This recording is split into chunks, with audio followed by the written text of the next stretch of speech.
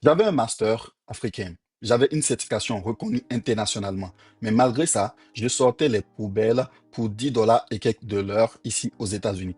Pas en Afrique, aux États-Unis, le pays du rêve américain. Mon tout premier job ici aux États-Unis, c'était vendeur de jus au mall.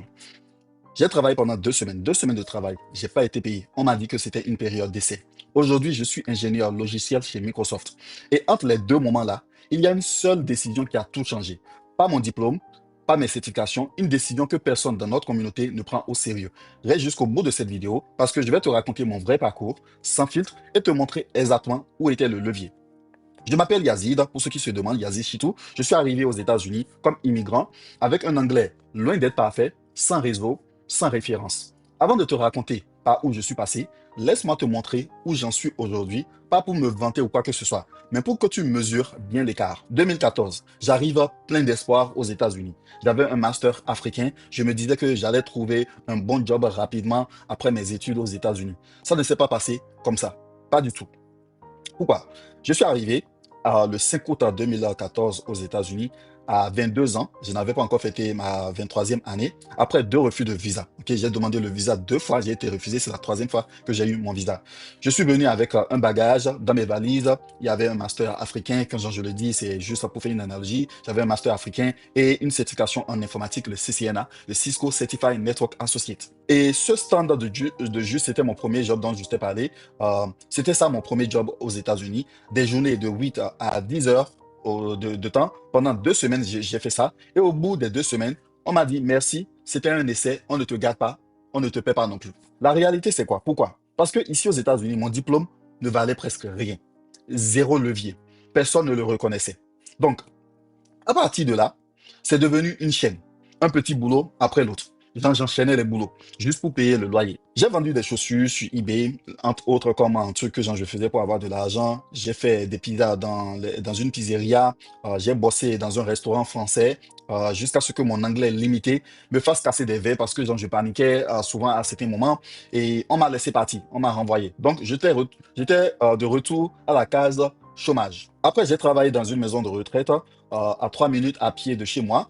C'était, je vais dire, un blessing, une bénédiction en fait. À 3 minutes avec mes longues jambes, j'étais déjà au boulot. Je nettoyais les chambres, je faisais la blanchisserie, je changeais, je lavais les draps, je séchais les draps, je pliais les draps, je faisais tout ça. Et je sortais les poubelles du bâtiment aussi.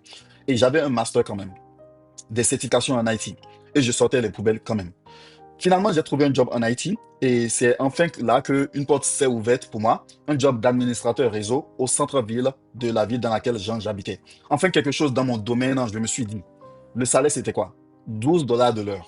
J'ai quitté un boulot de blanchisseur dans la maison de retraite à 10 dollars et quelques pour 12 dollars de l'heure dans un boulot IT, informatique. Vous imaginez, ça ne suffisait pas pour vivre, soyons honnêtes. Donc alors là, la nuit et les week-ends, j'ajoutais Uber et Lyft. Je faisais Uber et Lyft. Après, je sortais du boulot à 17 heures. Je faisais Uber et Lyft de 17 heures à 23 heures ou à minuit. Je rentrais, je me douchais, je priais, je dormais. Et le matin, après avoir prié la prière de Fajri, je conduisais Uber et Lyft 1h30 ou 2 heures avant que je ne reprenne le boulot. Donc, le jour, je faisais l'informatique, mon boulot d'administrateur réseau. La nuit, j'étais chauffeur. Et c'était une fatigue extrême, stress constant, et je n'avançais pas. Et c'est là que j'ai compris quelque chose. Une chose très importante. Le cycle, ok, c'est que si je continuais comme ça, dans 10 ans, je serais toujours au même point. En mode suivi, tu cours et tu restes sur place. Le calcul, je me suis posé et j'ai fait le calcul froidement, sans mettre les émotions dedans. Dans 10 ans, peut-être je serais mieux payé, mais je serai toujours coincé parce que je vais devoir faire plus d'heures. Je n'aurai aucune trajectoire, aucune vraie sécurité. Le problème du gig work, du hustling, en quelque sorte, ce n'est pas l'argent du moment. C'est qu'il n'y a aucune compétence qui se construit derrière, rien qui compose dans le temps. Et quand tu réfléchis avec les chiffres, tu arrêtes de te mentir à toi-même. Ne mettez pas les émotions dedans. Les chiffres ne mentent pas. Et les chiffres me disaient à moi une chose. Il me fallait un levier. Le mot là est important, gardez-le en tête. Et c'est là que j'ai découvert la solution à mon problème, l'armée américaine. À 25 ans, j'ai signé mon contrat dans l'armée américaine. Un seul contrat. Un contrat de 3 ans à 4 ans. Et je sais déjà ce que tu penses, parce que c'est ce que pense toute la majorité dans notre communauté. Et si on m'envoie à la guerre, tu es militaire un jour, tu es militaire à vie, comme en Afrique. Tant que tu portes l'uniforme à vie, tu ne peux plus faire un autre boulot. Enfin, après ça, c'est faux. C'est un contrat, ok? Dans l'armée américaine, c'est des contrats. Il y a des contrats de 3 ans, des contrats de 4 ans. Quand tu finis ton contrat, soit tu réussis, soit tu pars. Tu le finis, tu sors avec les honneurs et tous les avantages qui vont avec. Tu compares ça à nos armées en Afrique, ça n'a rien du tout à voir.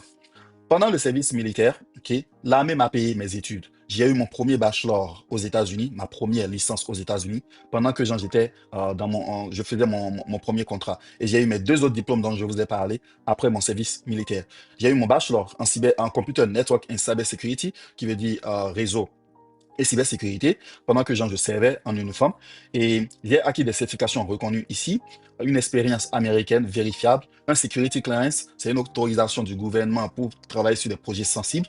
J'ai eu un réseau solide. Et surtout, le truc que personne ne t'explique, j'ai bien documenté pendant mon service. Et documenter pendant mon service, c'est très important. Et je l'enseigne. Parce que ça change tout pour la suite. Et à ma sortie, tout s'est enchaîné. À ma sortie de l'armée américaine. J'ai utilisé le GI Bill pour faire 2 masters aux États-Unis. J'ai eu mon premier master en Cybersecurity Technologies, ok, Cyber Security Technologies, et j'ai eu mon MBA, Master in Business Administration. Et il y a eu ces 2 masters gratuits. J'avais zéro dette pour ces masters-là. J'ai continué en cybersécurité, puis après, j'ai transitionné vers le software engineering, qui est l'ingénierie logicielle. Rien de magique, hein. De la stratégie, le bon choix de job depuis le départ, la bonne documentation pendant mon service militaire, un plan de sortie très clair et le GI Bill utilisé à fond. Le résultat, de vendeur de jus non payé à ingénieur chez Microsoft aujourd'hui. Et dans la difficulté vient la facilité, comme j'aime le dire. Toute cette galère que j'ai vécue, elle avait un sens. Elle m'a forcé à chercher le levier que la plupart des gens ne cherchent jamais. Donc, maintenant, parlons de cette peur qu'on te vend. Celle-là qui t'empêche même de regarder de ce côté, de regarder du côté de l'armée. Le mythe, c'est que militaire un jour, coincé à vie. Ça, c'est un grand mythe. La réalité, c'est que c'est un contrat. Tu le finis, tu sors ou tu réussis. OK? Quand tu sors, tu gardes tous les avantages de la vie. Peu importe, même si tu as fait un contrat, tu gardes tous tes avantages. Qui peut le faire? OK? Parce que tout le monde n'est pas éligible. Il te faut au moins une green card. Il te faut avoir au moins 42 ans, moins de 42 ans, ok, toutes branches confondues. Et toutes branches confondues, je le répète, que ce soit l'armée de terre, l'armée de l'air, l'armée de mer, ainsi de suite. Donc, ce sont les deux grandes barrières, la green card et avoir moins de 42 ans. Ok. Et aussi avoir le bac. Ok. Le bac, si tu n'as pas le bac africain, tu peux passer le GED, GED. Ok. Et le reste, ça se prépare. Donc, il te faut les trois là. Et je le répète parce que c'est important. Je ne suis pas un recruteur. Je ne gagne rien si tu t'engages. Ok. Je ne gagne rien du tout si tu t'engages. Je dis tout parce que trop d'immigrants perdent 5, 10, 15 ans à galérer ici aux États-Unis, alors qu'il y a un chemin juste à côté d'eux, un chemin clair.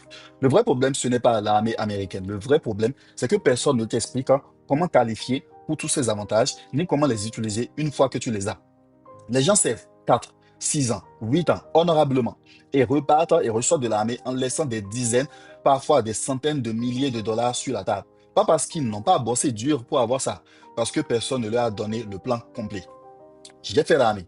OK? Et j'ai pu avoir tout ce que je devais avoir. Donc, récapitulons en 5 étapes. Zéro levier en arrivant, la chaîne des petits boulots, le déclic, suivre, ne pas construire, euh, un contrat qui change tout, un contrat militaire qui change tout, et de vendeur de jus à Microsoft. Alors, et maintenant, c'est exactement pour ça que j'ai créé Military School, le réseau qui transforme. C'est une communauté. Il y a des vétérans dedans, il y a des gens qui sont en train de vouloir entrer dans l'armée qui sont à l'intérieur, il y a des gens qui sont déjà dans l'armée qui sont à l'intérieur, et la communauté, il y a de tout. Il y a des Américains dedans, il y a des Africains anglophones, il y a des Africains francophones dedans. La communauté, le réseau qui transforme ton service militaire en stratégie, pas juste en job. À l'intérieur, tu as 5 modules et chacun est pour toi. Peu importe où tu es dans ton étape. L'entrée, qui est choisir la bonne branche, le bon job, le bon contrat. Le deuxième module qui est le module de l'argent, comment atteindre ton million de patrimoine, les ETF que j'utilise, l'éducation et la carrière. C'est du genre, c'est là on parle de tout ce qui a rapport avec la carrière, tes diplômes, comment tu fais pour avoir tes diplômes vite, parce que j'ai eu mon bachelor, ma licence en 18 mois, ok, et j'ai eu mes masters en 14 mois, ok. Chaque master, je l'ai eu en 14 mois et le bachelor, je l'ai eu en 18 mois. Donc, comment tu fais pour avoir vite tes diplômes? Le VIE, on en parle. Attention, c'est pas que pour les vétérans, le VIE, le module du VIE Et ça commence le premier jour. Et aussi le dernier module qui est le module du mindset. Tu as plus de 90 leçons dans la communauté, du coaching de groupe en live avec moi chaque mois, des templates que tu peux utiliser, une communauté, un support continu. Tu peux poser des questions dans la communauté, tu peux m'envoyer des messages dans la communauté. Tu n'es jamais seul dedans. Le prix auquel tu rentres aujourd'hui, c'est le prix que tu gardes à vie. Il monte à chaque palier de nouveaux membres. Donc, plus tu arrives tôt, plus tu bloques ton prix, tu bloques le prix le plus bas. Et voici ma promesse. Tu rentres dans la communauté, tu regardes le contenu, tu passes à l'action, et si tu ne te sens pas totalement confiant dans tes décisions, tu m'écris directement. Je règle ça personnellement. On va se parler et je vais t'aider. Je vais te tenir la main dans la communauté. Pas de formulaire, pas de blablabla, juste moi. Le lien est en description, ok, comme tu peux le voir dans la description de cette vidéo. Va voir si c'est fait pour toi. Tu as déjà pris la décision de servir ou tu y penses sérieusement. Maintenant, prends la décision de gagner. Prends la décision de passer à l'action. Et si tu veux la suite logique côté carrière, regarde ma vidéo sur les 3 ingrédients pour percer dans la tech US que j'ai fait, sorti il y a quelques jours, quand on est immigré. C'est là que mon parcours se termine et peut-être que le tien va commencer. On se retrouve dans la prochaine vidéo. Rappelle-toi, dans la difficulté vient la facilité. Peace. I'm gone.